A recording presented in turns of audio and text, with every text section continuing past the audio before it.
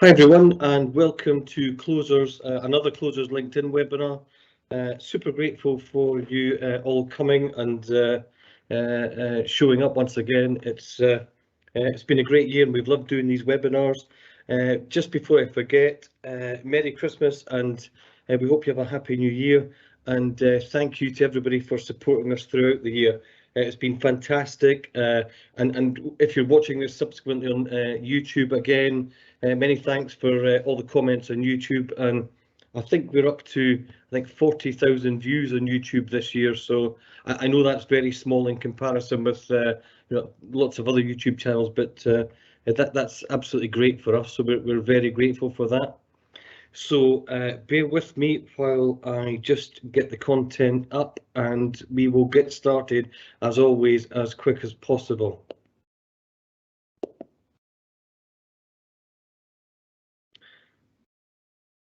So again, many thanks for joining us. Super excited to talk through this, and what we're talking about today is how to increase sales but still win business. And everybody's aware of inflation. Probably not the best slide to start with in terms of anything that's really visually appealing, but this is really interesting because this is a report from Blossom Street Ventures, who are a VC company out of Dallas. It predates 2022, so there's no inflation really built into this. But I wanted to share it because it's actually shocking, right, how unprofitable some businesses actually are. And this is pre-inflation. So what was the main conclusion from the report, other than only 2 out of 20 companies were profitable? Well, the companies were following a 40-40-20 finance or spending model, whatever you want to call it, where 40% of the spending was on R&D, 40% of the spending was on sales and marketing, and 40% of the spending was on G&A, general expenses and admin. But in reality, it was probably more about 30-50-20. So 30 on R&D, 50 on sales and marketing, and 20 on G&A. So I understand all of these are SaaS companies, albeit they are obviously past the hockey stick curve. I get that, but the majority of companies out there are not spending even 40% on sales and marketing. And whilst it's great to spend money, I think the most important thing, everybody would agree with, that it's got to actually generate something at the end. There's got to be an outcome in terms of revenue from any of your sales and marketing spend. So my sort of call to action here is, many companies are not spending enough money on sales and marketing. If you're going to enter a recession, a down period in the economy, then actually the best thing to do is to spend more money on sales and marketing. And I know it's easy to say and maybe difficult to do, but I promise you it's actually super important that you increase the spend, and I'll talk more about how and where to increase that spend as we go through this.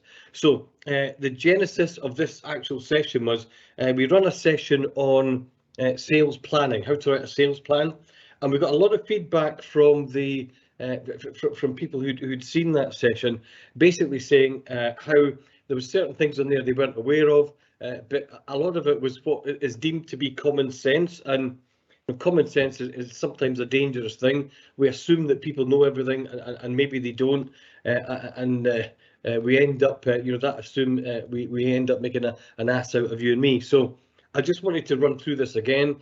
It's super important. If you've not got a plan for 2023, you need to get a sales plan for 2023. If you've already done it, great. But just once you've watched this, revisit it and see if you've hopefully got some ideas from this that you're going to be able to implement. So the first thing that everybody needs to be aware of, and forgive me if I'm talking to the, forgive me if you already know this and understand this, right? But first thing you need to understand is that there are only 4 ways to increase sales, increase profitability. Right? The 4 ways are quite simply: raise your prices. That's the obvious one that nearly everybody thinks of, and nearly everybody goes to first. The second one is to increase the transaction frequency. So let's pretend you've got a customer who's spending $1,000 every week. So if you can increase that transaction frequency to, instead of that would equate to 4 transactions per month, if you can increase that transaction frequency to $5,000 spends every month, then you've increased 25%. I'm not a mathematician, but you get the idea. I'm hoping so. Increasing the transaction frequency is something that is maybe not necessarily easy to do, but it's something we'll explore how you can do this later. We'll explore all of these in more detail later. So third one is increase the average order size. Now, I'm sure literally everybody on this webinar has got an Amazon account, and I'm sure that every time that you're shopping on Amazon, you get to that screen where it says, people who bought this also purchased, right? That's a great example, a really simple but effective example of how to increase the average order size. So you're cross-selling and you're upselling. So I also understand everybody on the call is B2B. I get that. Again, we'll go into this in more detail and try and give you some more practical examples and ideas that you can take away and use in your own business. The last way to increase sales is increase the number of customers that you sell to. Now, again, maybe like number one, that's probably pretty obvious, but I think it's really important to understand there are only 4 ways. There are only 4 ways. Now, your sales strategy may include 1, 2, 3, or 4 of those, but they've got to include at least, I would argue, at least 2 of these. Your sales strategy, your sales plan has got to include at least 2 of these. If you can do 3 or 4, fantastic. But in terms of your strategy, 1 is never enough. You don't put all your eggs in one basket. You need to look at least 1 more and have a minimum of 2 of these different strategies to increase your sales. So as we move forward, first one, as I said, I wanted to give you some details on these. Raise your prices. How to raise your prices, and it's super important because if you get this wrong, you're going to lose customers. And when we talk about raising prices with our clients, typically, if you ask them about what they're feeling, what they're thinking at the time of the conversation, all of the feelings and emotions that come out are negative. They are frightened of losing business. They are fearful of upsetting the relationship with the customer. There is nearly never any joy or excitement when you talk to CEOs or salespeople about raising their prices. There's a real level of intrepidation, fear of the unknown, and typically what happens is that fear is more powerful than the urge to raise prices, so nothing happens. Now, historically, when inflation was low, that was maybe an option. Maybe raising your prices was something that you could, or not raising your prices was something that you can live with. You can't live with that anymore. You've got to raise your prices. But in line with your pricing, there's a number of things that I think you should consider. Number one is the timing. When is the right time to actually raise those prices? Is it just before the customer's about to sign a big contract? It may well be. But the flip side of that is that maybe the customer thinks that you're in some way manipulating them because you left it till the very last minute. So, what I would say is, when you're raising your prices, think about the timing, make sure that the customer doesn't feel trapped. Don't put the price up just before they're about to buy. Like, you've got to give them fair warning, and also give them a why.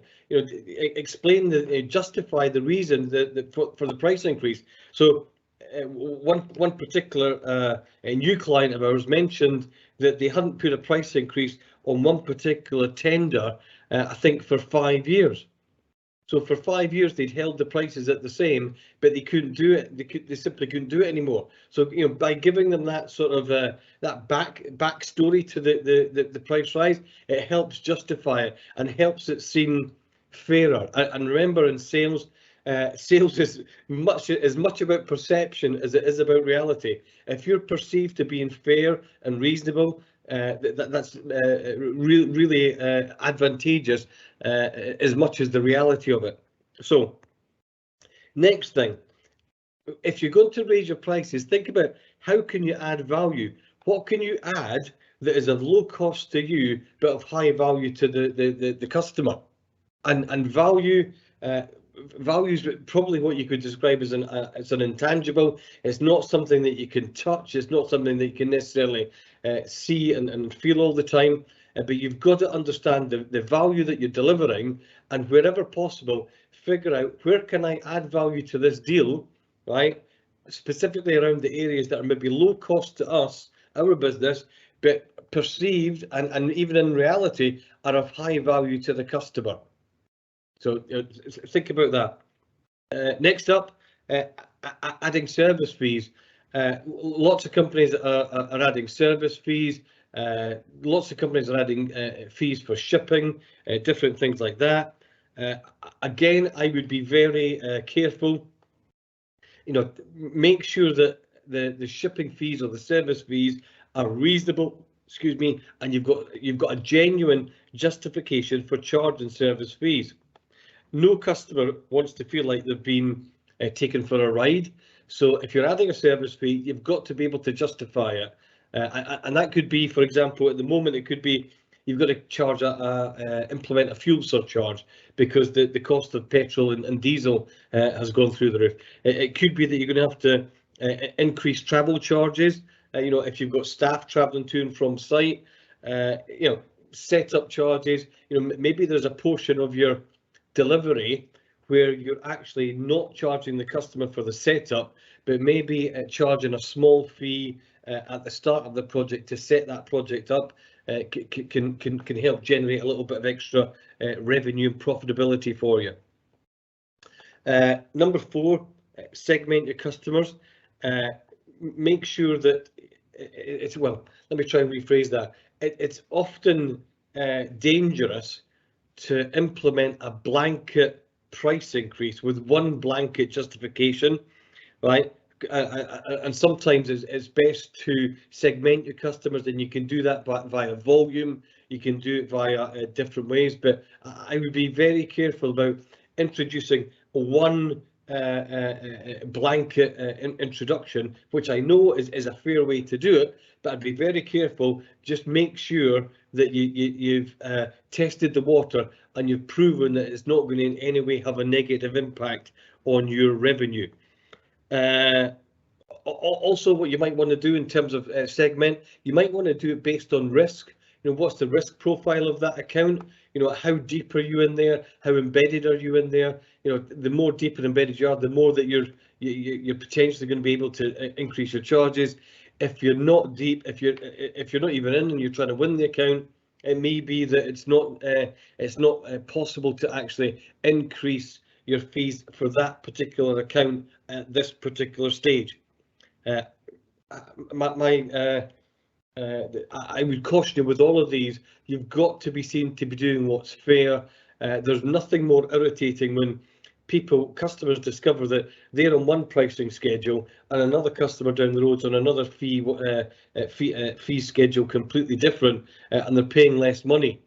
So look at the insurance industry. I mean, they've totally destroyed their industry because they've destroyed the pricing model.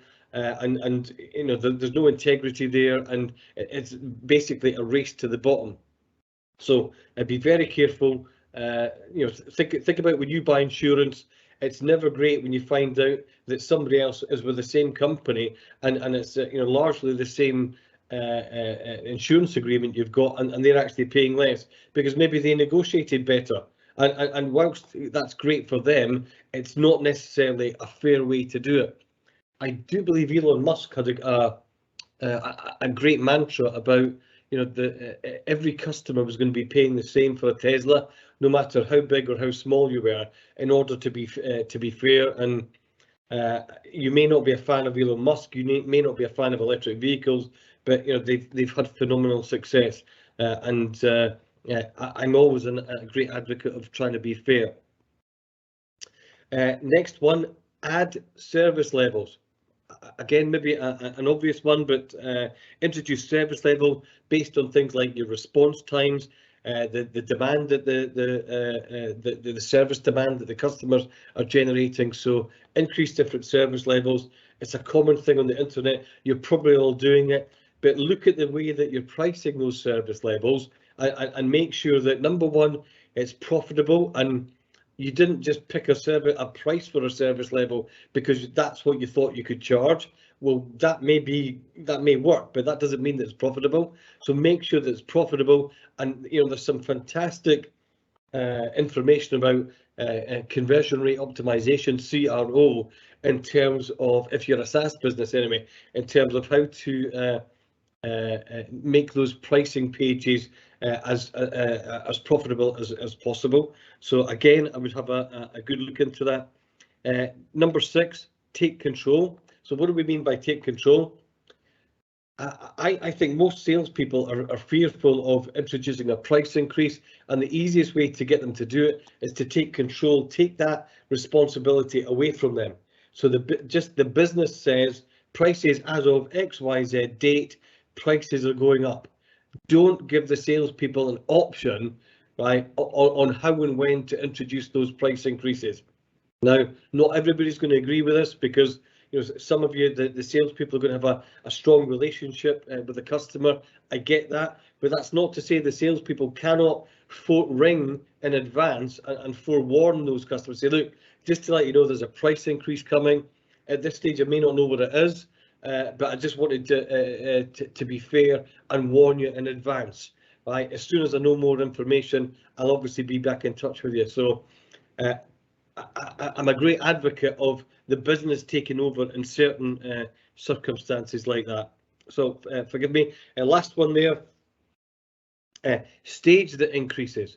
So in inflation, I forget what the inflation figure is. It changes so often, but let's pretend inflation this year is 12%. That doesn't mean that you have to charge 12% moving forward in January. What you could do is you could increase the prices 4% in January, 4% in February, 4% in March. And I'm not suggesting that's a better way to do it. I'm just using that as an example. You don't have to make the customer swallow the elephant whole. You could put it in bit by bit, but I would obviously warn them that it's going to be a staged increase, because if you don't tell them it's going to be staged, they're going to be looking every month, this company's putting the prices up. When is the end to this? But if you tell them in advance, say, here's the pricing plan for the year, right? And the price increases, they see the price increases are limited to the first quarter, then it's going to be much more palatable for them. And just explain that, you're not introducing the price increase in one hit because you realise it's going to be difficult for them to accommodate, difficult for them to absorb into their business. So it makes you actually seem to me, it would make me seem that it's quite a fair way to do it. So we've talked about raising your prices. We've talked about next one is increasing the transaction frequency. Forgive me. Number 2, increase the transaction frequency. So how would we do that? Surprise, surprise. That probably the most powerful but oldest and least used sales tool. Pick up the telephone and talk to your customers. The telephone is still a great method of comms. Don't get me wrong, we love digital. We use digital wherever we can, but the telephone is still a great way. People buy from people. So talk to your customers, work out some special offers, some campaigns, put together some deals on potential future sales that you could maybe bring forward. Introduce loyalty and rewards programs. Most companies, everybody, in fact, I'm sure everybody has heard of these ideas, but how many of them are actually implemented in your business? The last one, cross-selling and upselling, never has that been more important. Typically 80% of your revenue is coming from 20% of your customers. Just get a simple spreadsheet out on the left-hand side, on the vertical, put down a list of customers. On the top row, put a list of the different services and products you're selling, and then just put an X marks the spot in each cell, right, and you'll very quickly understand where the gaps are. And salespeople have got, and I'm a salesperson myself, so we've got a habit, as salespeople, we've got this habit of selling things, we sell our favourites, and things that aren't necessarily our favourites, and it may be because we had a bad experience with it with a customer 10 years ago, but we've never forgiven it and never forgotten it. It may be that we just don't know enough about that product or service. It may be that it's just more difficult to sell because it's more expensive. But salespeople have a habit of selling the same things time and time again, and sometimes we overlook the cross-selling and upselling opportunities that we should be looking at in order to increase that revenue and profitability from those existing accounts. And remember, existing customers are much easier to sell to than the net new customers, as we call them. So look at your existing accounts. As long as these people are paying on time, right, and you've got a good relationship with them, make sure that you're cross-selling and upselling to them.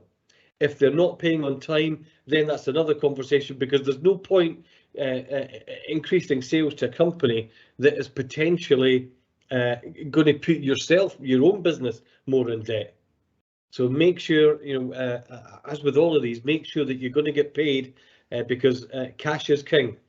Cash is king, and it's super important that you're going to get paid, and paid quickly.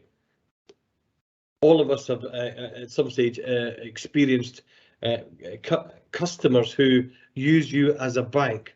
I've got some pretty strong views on that. If you've delivered what it is you said you would do, and the customer's happy, but for some reason they say, well, oh, XYZ happened, we can't pay you for another 30, 60 days. That's not acceptable.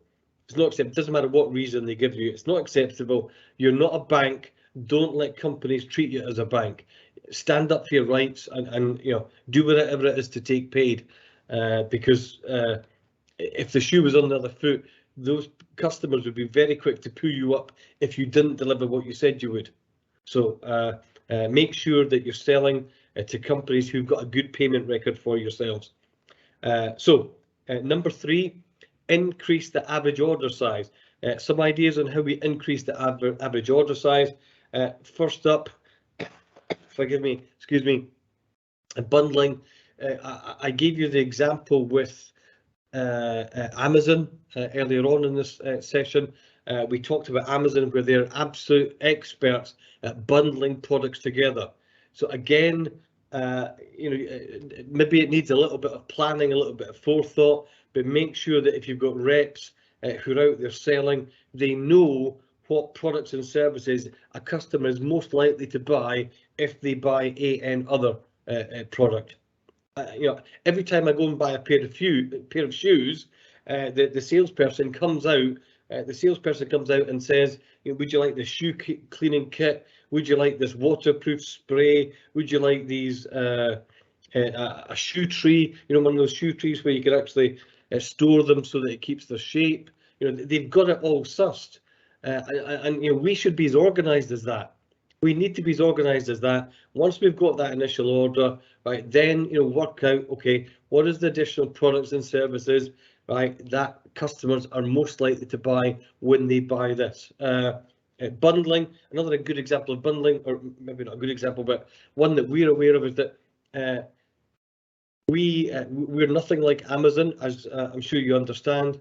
We used to sell, most of our revenue came from selling sales courses, sales training courses, and we've moved away from what we call course-based learning, and a lot of our customers now are on a monthly fee, and what they do is within that monthly fee, they've got access to every module on every training course that we provide. So we've increased the value, right? We've bundled it all up, and they pay a monthly fee. And in order to make sure that they don't think that we're in some way it's just a ruse to increase sales, right? All our customers are on no fixed contracts. They can sign up for 1 month and leave after a month once they've got the training that they wanted. So another example of trying to be fair with your clients, and We've got a lot better response offering that monthly service where we're including all the training, all the coaching and support that they need. And again, it's just an example of bundling and renaming it a different thing. It's the same training, it's the same coaching, but it's bundled slightly differently and charged slightly differently.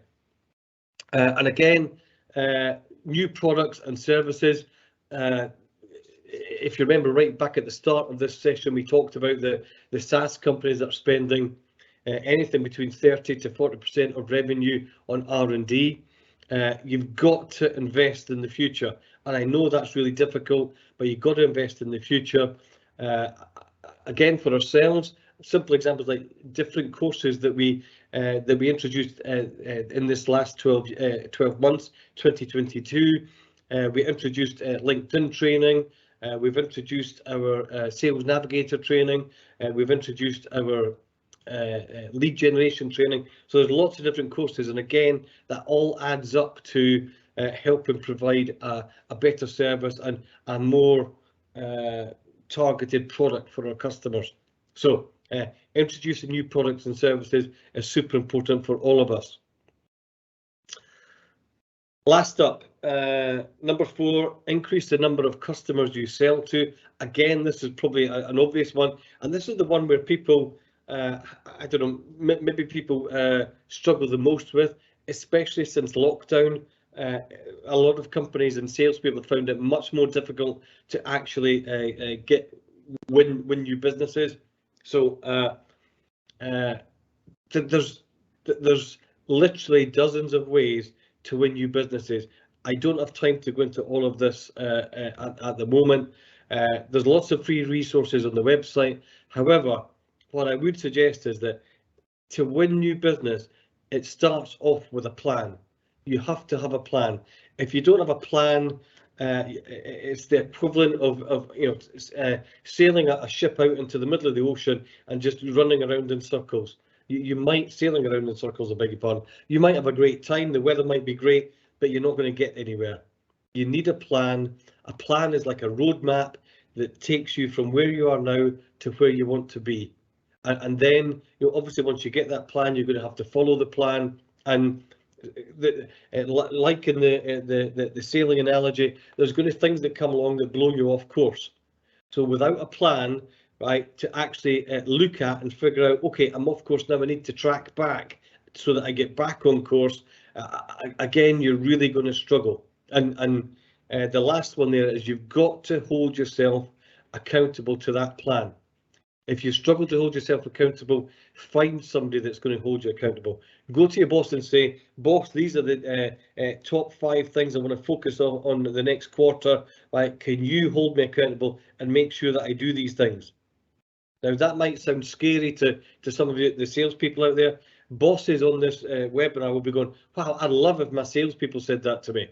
They will love it, and they will hold you accountable. And what's the benefit to you? You're going to get the results because they'll also try and help you achieve those 5 things. As long as they're in alignment with the sales strategy and the sales plan. So you've got to get a plan. My suggestion would be, as a business, split your plan between inbound and outbound. Split the plan between inbound and outbound, and then pick at least 3 things in each 3 activities in each camp, the inbound camp and the outbound camp, and go deep in them. There's a million things you could do, and what you'll end up doing is you'll move an inch forward on a million things. Pick 3 things in outbound, 3 things in inbound, and you'll move forward much more than an inch on each of those because you'll be focused. You'll be focused. So pick 3 things in inbound and 3 things in outbound and work your socks off on those, dive deep at those. And once you've mastered them and you're generating that revenue, then work out, okay, what's the 4th thing that I could add? What's the 5th thing that I could add? But most people have spread themselves way too thin. They're on 27 different social media platforms. They're trying to sell to 1,000 customers when they only actually need maybe 10 new customers to make their sales target. Well, if you only need 10 new customers, there's no point chasing 1,000. Get yourself a target list of maybe 100 and chase 100, and you'll be much more focused and much more successful. If you try selling to everybody, you'll end up selling to nobody. What and the how in your sales plan. Obviously, a sales plan is going to include sales targets. That's what it is that you need to achieve. Sales activities are the how. Again, you've got to make yourself accountable. And here's the rub. The last one on the list there. You've got to enjoy the process as much as the results. In sales, you're always going to get more no's than yeses. If you're not getting more no's than yeses, you're not talking to enough people. So if you emotionally, right, are connected with your emotional enjoyment, your satisfaction is connected with getting a yes and winning all the time, you're in the wrong sport. Sales is not a place where you win every single game. So what you've got to do is you've got to get your enjoyment, make that mindset switch and focus on enjoying the process as much as the results. If you follow the process and you just do the behaviors and activities, the results will take care of themselves. The more that you focus on the results, it's the wrong end of the horse, so to speak. It's the wrong end of the horse. You've got to get to the look for the lead indicators, right, and use those, and that's behavior, it's sales activities, all of those things that are difficult, sometimes unpleasant. Right, all of those things are what actually drive the results in the end. The more you focus on filling the top of the funnel, the bottom of the funnel will take care of itself. The more you focus on the bottom of the funnel, the top of the funnel, the bottom of the funnel will take care of itself. So please focus on the top of that funnel and just drive as much. It is a numbers game. You've got to get stuff in. You've got to get as many leads in there as you can. Quality leads, obviously, and there is no substitute for hard work. I've never met a salesperson yet that didn't work hard, a successful salesperson that didn't work hard. So hopefully we've given you some ideas in terms of how to raise your prices and where you can introduce this into your sales plan and your sales strategy for 2023. Last thing I want to talk about is what we call selling up. Now, this is super important in what I would describe as a down economy, whether you call it a recession, whatever. I think there's definitely some challenges for a lot of companies out there. So I'm just going to talk through this slide. So first of all, don't worry about the 1, 2, 3, 4, 5, 6. Those are the levels of what we perceive as segments in any marketplace. At the bottom, you've got the new entrants, and at the top, you've got the brand leaders. Your industry may only have 3 segments. It doesn't matter, right? But as long as you understand the concept, there are more than one segment within any industry. And segment in terms of suppliers, there are more than one segment of suppliers to any industry. And at the bottom, you're going to have the new entrants. Not always, but new entrants tend to charge less than the brand leader. New entrants charge less because they're trying to get themselves established in the market. They're new. They don't have a proven product or service necessarily at this stage, so they're trying to win market share. And the easiest way to win market share, price is absolutely one of the easiest ways to win market share. So let's just, if you think about your own industry for 1 minute, you're going to have new entrants, you're going to have brand leaders, and most of our clients are somewhere in the middle. Now, if you're in any segment other than number 1, this strategy is going to work for you. This won't work for, if you're a brand leader on this call, you'd have to look at a different strategy, and by all means, pick up the phone, email. We can talk through a different one for you. But for the majority of our customer base, we are not, our clients are not brand leaders. They're typically challenger brands. They're typically small to mid-market organizations. So this is going to be very relevant for you. So if we've got, and I'm going to use an accountancy practice as an example. Now, we don't deal with accountants, but it's just an easy way to convey this, this strategy for you. So let's pretend you work for an accountancy practice and your accountancy practice charges $200 per hour for an accountant, and you're in the middle, just as it shows on the slide there. You're in the middle between maybe 3 and 4, and you're charging $200 per hour.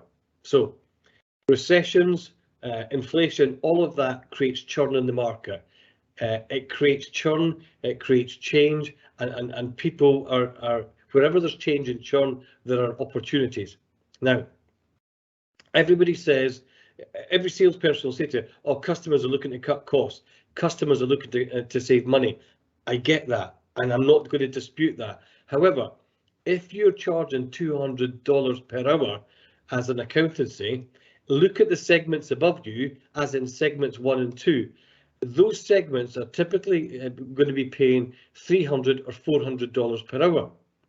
So switch your sales and marketing focus to segments 1 and 2. Segments 3 and 4, your existing customer base, you need to put the plug in the bottom of the bath and make sure that they're not going to escape.